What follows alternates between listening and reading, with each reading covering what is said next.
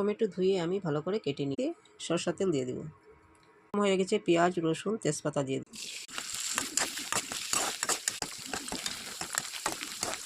রসুন, পেঁয়াজ, আদা, টমেটো, জিরা, ধনিয়া, হলদি, মরিচ গুঁড়ে দিয়ে দেবো। মশলা ভাজা হয়ে গেছে, চিকেনটা আমি দিয়ে দেবো। লবণ, কাঁচামরিচ দিয়ে দেবো।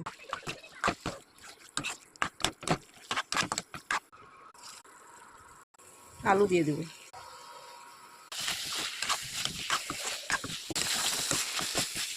মাংস, আলু ভাজি হয়ে গেছে, জল দিয়ে দেবো। গরম মশলা দিয়ে দেবো। চিকেন হয়ে গেছে, নামিয়ে নেব।